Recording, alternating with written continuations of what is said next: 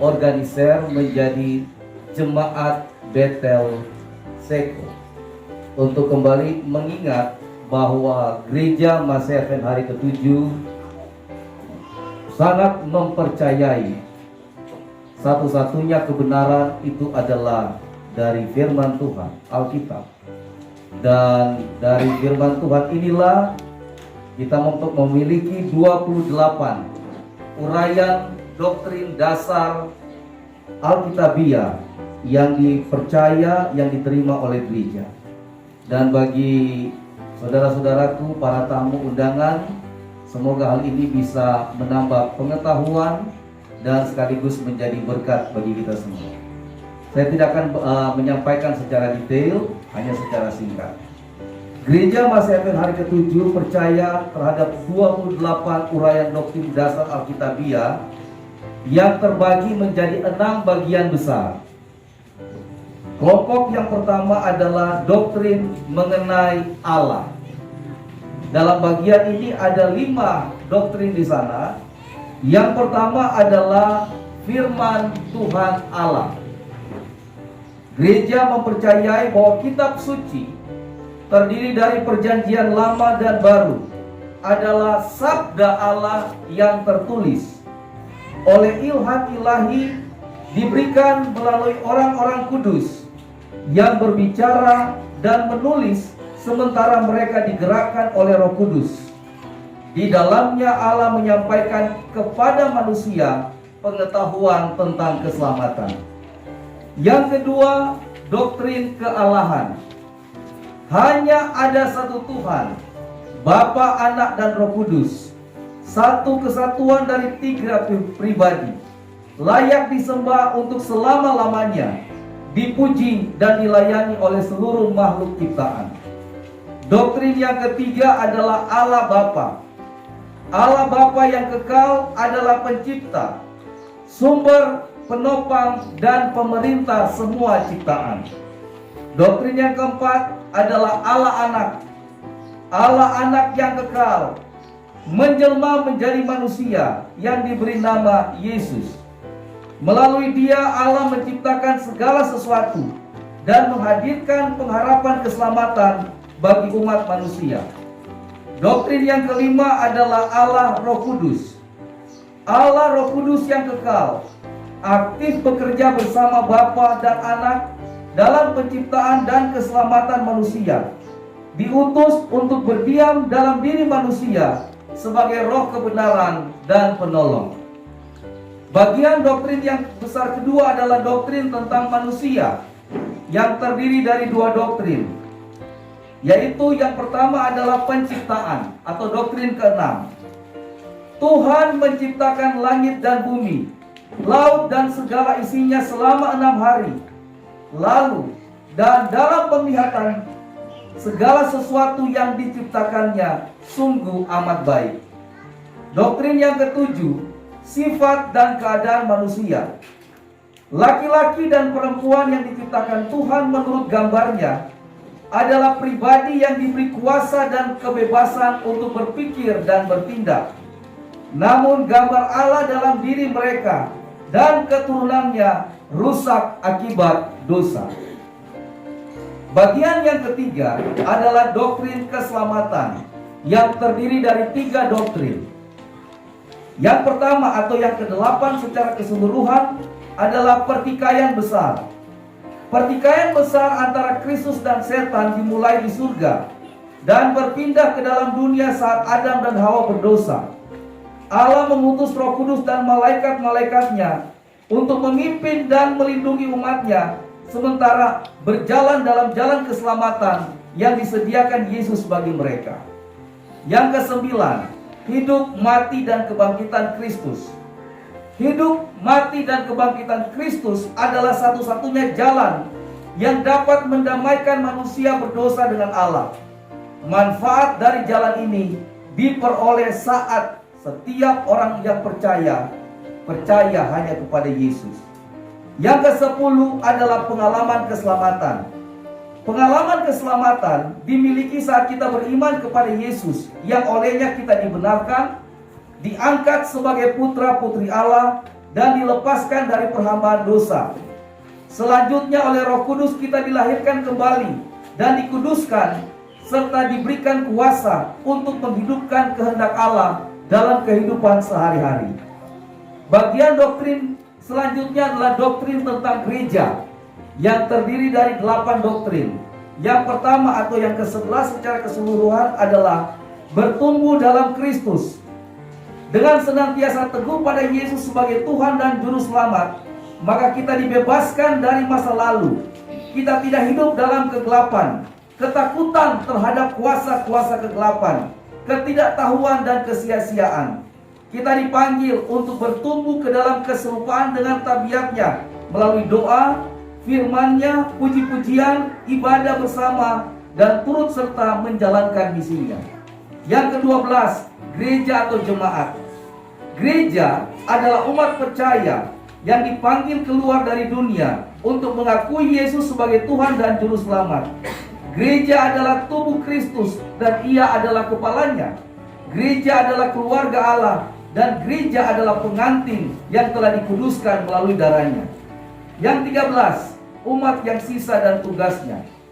Umatnya yang sisa adalah kelompok orang percaya di akhir zaman yang memelihara hukum-hukum Allah dan beriman kepada Yesus. Umatnya yang sisa memiliki tanggung jawab memberitakan pekabaran 3 malaikat yang berisi tibanya hari penghukuman, keselamatan melalui Kristus, dan dekatnya kedatangan Yesus kedua kali.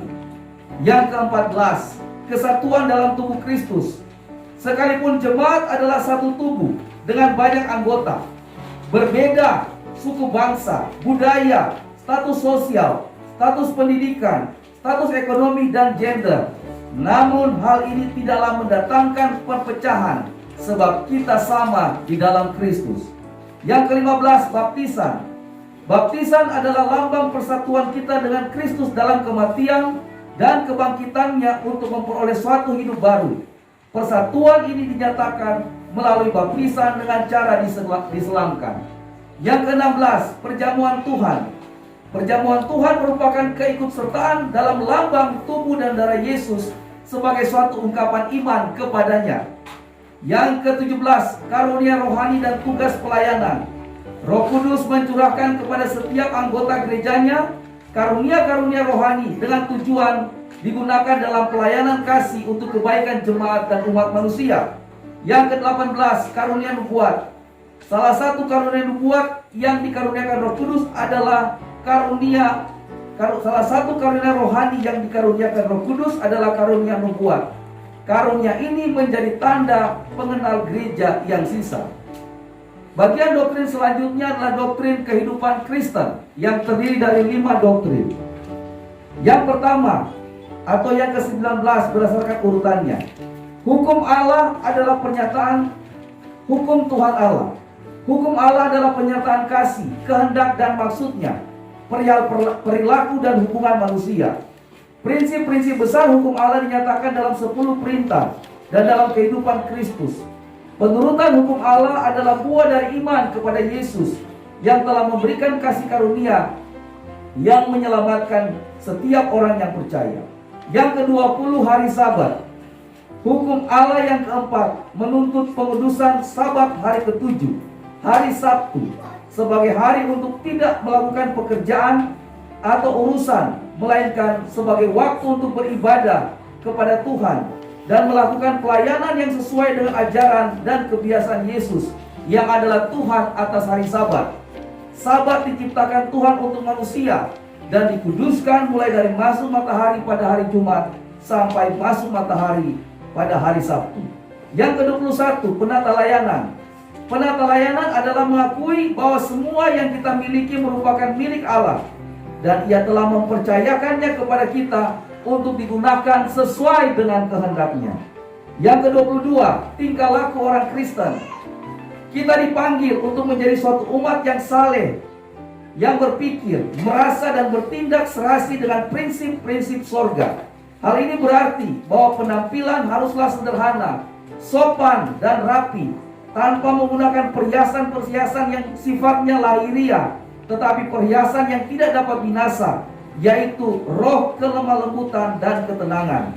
Hal ini berarti bahwa tubuh harus dirawat dengan baik, sebab tubuh adalah bait Roh Kudus, dengan cara berolahraga dan istirahat yang cukup, mengkonsumsi makanan yang halal dan menyehatkan sesuai dengan firman Tuhan, tidak merusak tubuhmu dengan mengkonsumsi alkohol, rokok, dan penggunaan obat-obat terlarang atau narkoba. Yang ke-23, pernikahan dalam keluarga. Pernikahan diciptakan Tuhan di Taman Eden dan diteguhkan sebagai ikatan seumur hidup sampai maut memisahkan antara seorang pria dan seorang wanita di dalam ikatan kasih. Bagian doktrin yang terakhir, yaitu doktrin mengenai akhir zaman, yang terdiri dari 5 doktrin. Yang pertama atau doktrin yang ke-24 secara keseluruhan. Yang pertama adalah pelayanan Kristus di dalam bait suci surga. Yesus adalah imam besar yang sedang melayani di bait suci surga demi kepentingan manusia, agar orang-orang percaya mendapatkan faedah dari korban penebusannya yang dipersembahkan sekali untuk semua di atas kayu salib. Yang ke-25, kedatangan Kristus yang kedua kali. Kedatangan Kristus kedua kali merupakan pengharapan yang berbahagia dari gereja dan puncak terbesar dari Injil. Kedatangannya bersifat literal, pribadi, dapat dilihat dan meliputi seluruh dunia. Ketika ia datang kembali, orang-orang benar yang telah mati akan dibangkitkan dan bersama-sama dengan orang yang benar yang masih hidup diangkat ke sorga. Doktrin ke-26, kematian dan kebangkitan. Upah dosa ialah maut, tetapi Allah memberikan kehidupan kekal kepada orang-orang yang percaya kepadanya. Bila mana Yesus datang kembali, orang yang benar yang mati akan dibangkitkan untuk kehidupan kekal, tetapi orang yang tidak percaya akan dibangkitkan setelah milenium untuk memperoleh kematian kekal. Yang ke-27, milenium dan akhir dosa. Milenium adalah pemerintahan Kristus dalam 1000 tahun bersama orang-orang kudusnya di surga. Terjadi antara kebangkitan pertama dan kedua. Selama masa tersebut orang-orang jahat yang mati akan dihakimi. Dunia menjadi sunyi sepi tanpa penghuni, manusia yang hidup, tetapi dihuni oleh setan dan malaikatnya. Pada akhir masa 1000 tahun, kota suci akan turun dari surga ke bumi. Kemudian orang-orang jahat dibangkitkan, dan bersama setan dan para malaikatnya akan mengepung kota suci, tetapi api dari Allah akan menghanguskan mereka dan membersihkan dunia. Itulah neraka. Doktrin yang ke-28, yang terakhir, dunia baru. Dunia baru adalah rumah kekal bagi umat tebusan. Di tempat ini Allah akan tinggal bersama umatnya. Tidak akan ada lagi penderitaan serta kematian. Pertentangan besar berakhir dan tidak akan ada lagi dosa. Demikianlah uraian singkat dari buku 8 uraian doktrin dasar Alkitabiah